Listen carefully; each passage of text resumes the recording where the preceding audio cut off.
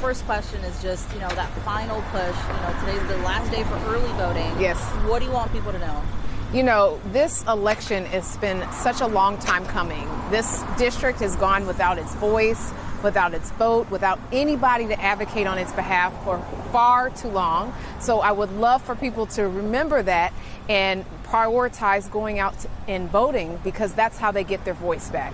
This district was once represented by legends like Barbara Jordan and Mickey Leland and Craig Washington, Sheila Jackson Lee, and Sylvester Turner, all of whom have been vocal and active for people.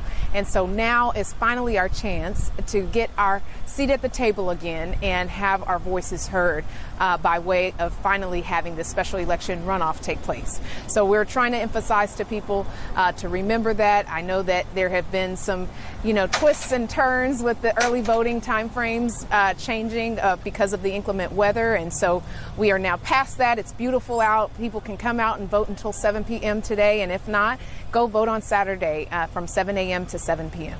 Why should people vote for you? I'm a candidate in this race that has the vision, experience, and the commitment to this community to not only fight back against Trump's attacks against healthcare and economic stability and education and, of course, now ICE, this situation with ICE. But in addition to that, I have the skill set and the experience to really forge a path for our future. It's not good enough just to get back what we've lost. It's important that we have a vision for what we can be and where we can go. And we need someone who has the real experience on the ground of building housing, for example, bringing in resources to this district and making sure that people have the opportunity not just to get by day to day, but to truly thrive. And that means having real policies come to fruition that provide people with access to opportunity. When I was growing up, my father got sick with something called multiple myeloma, and he died from it when I was a teenager. And I remember asking my dad, what would happen if his life-saving treatments didn't get covered by the insurance company? What if they said no? And my dad would just look at me and say, well, we just have to figure something else out. And I remember thinking then that was the wrong answer. And of course, now knowing that's still the wrong answer, and that the right answer should have been that we have systems in place that work for people and save lives rather than leave them to their own devices when it comes to healthcare, when it comes to economic opportunities, when it comes to education. So in me, you get someone who has a deep commitment and track record for delivering results, but then also someone who can forge a path for our future. Finally, I'll also add one of the things that is critical to this role is that you've got to bring home the bacon. A lot of what you do in Congress is bringing home the resources, and I have that experience as well. I served as a public finance attorney for years, bringing public dollars to public projects, and as a city council member, helped to bring billions to our area as well. So we need someone on day one who'll be ready to make sure that our community can thrive again. Perfect. And then last question, with Saturday just around the corner, if it goes your way, yes, a lot of people are going to be like, that's not enough time in office, 9 to 10 months. So what do you plan on doing with that short amount of time in comparison to maybe other candidates who have more? Yeah, absolutely. We'll get in and it'll be about 11-month period. And a lot can happen in 11 months. I hearken back to what has happened in this past year since Congressman Sylvester Turner passed away. And in that time, you saw President Trump get the big, beautiful bill passed by a margin of 1 vote. That actually happened to be the vote that I could have cast had I been in the seat on time. That, of course, has had wide-ranging effects, cutting $900 billion from Medicaid, $300 billion from SNAP, cutting people's opportunity to get graduate student loans. And, of course, we saw the redistricting take place when you see these racially gerrymandered seats. That happened in the course of a year. So a lot can happen in the course of a year that you want somebody in the seat who is going to be prepared to navigate through really difficult circumstances and come out on the other end. And when I say the other end, we've got to prioritize things like our infrastructure dollars to come in. We can't start thinking about storms and infrastructure when people are having to float around on boats. It's too late then. We've got to be thinking about it and doing more, actually bringing those resources down, which I am skilled at doing. In addition to that, we've got to prioritize things like healthcare access. We've seen the political chip healthcare has become with respect to the Affordable Care Act subsidies. We've got to expand the Affordable Care Act subsidies, but then we also need to expand coverage to begin with. And that's going to be one of my key priorities as well as the next Congresswoman.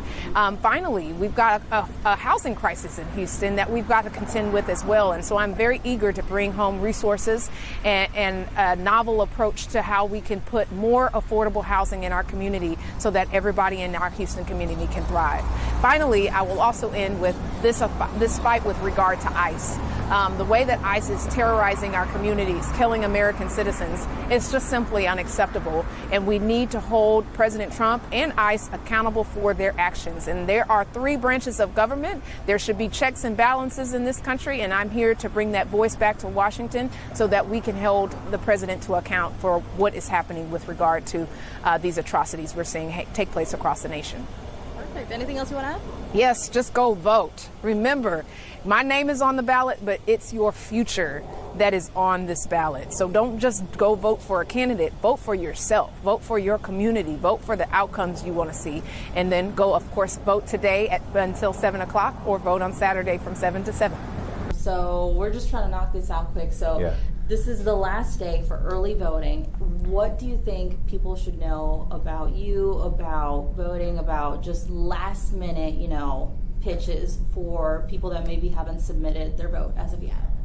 Well, I've been the county attorney for the past 5 years, just rolled off, and I have made a career of doing exactly what so many folks in our communities want to see out of their member of Congress, and that is fighting back against this Trump administration, fighting back against Governor Abbott and MAGA Republicans who have taken this country to the furthest elements of their party, who have worked to cut SNAP benefits, cut health care, make it more difficult for people in our community to put food in their kids' mouths. And that same fight is what I'm going to bring to Congress. I'm the only candidate in this race who has a track record of standing up to these folks to protect our voting rights, to protect our immigrant populations, to make sure that our communities have clean air and clean water, to make sure that people have access to health care. I'm the only person in this race with that track record, and that's why we've seen such broad support from teachers to folks who work at the port to folks who work in the hospital system. All across our communities, we're seeing a groundswell of support because they know that when I go to Washington, D.C., I'm going to fight for them each and every day. So I'm asking for people's vote because I've done the work and I will continue to do the work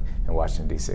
Okay, perfect. With Saturday just around the corner, literally, people are going to say, there's only like 9 months actually left in the term itself. So what do you think you can actually accomplish with such a short amount of time? Oh, you can get a whole lot done. I'll tell you, in my time as county attorney, there were months where I was putting in 60-hour weeks to make sure that our communities were taken care of. And in a single month, we blocked the Trump administration from cutting $20 million in healthcare programs, or we helped folks in the communities who had had their homes stolen out from under them through deed fraud, and were able to get 40 folks back rightful custody of their homes. You can get a lot done when you're a public servant who believes in waking up every day, going to work, getting the job done, and taking care of your community. So these next 9 to 10 months are going to be so important. I plan to do everything I can to raise the minimum wage in this country from $7.25 to $15 an hour. I plan to fight to make sure that health care is affordable and accessible to every single person in our community. But most importantly, a member of Congress is in charge of constituent services. So that means that if people are having trouble with Medicare, with Medicaid, with Social Security, at the Veteran Affairs Hospital, this member of Congress will be in a position to make sure that their casework is taken care of. And that's what I'm going to do each and every day, work hard for this community. So I would say don't underestimate it. 9 months is a long time, and we're going to get a lot done. Okay, perfect. Anything else? Nope. Thank you very much. Perfect. Thank you so much. Cool. Thank y'all.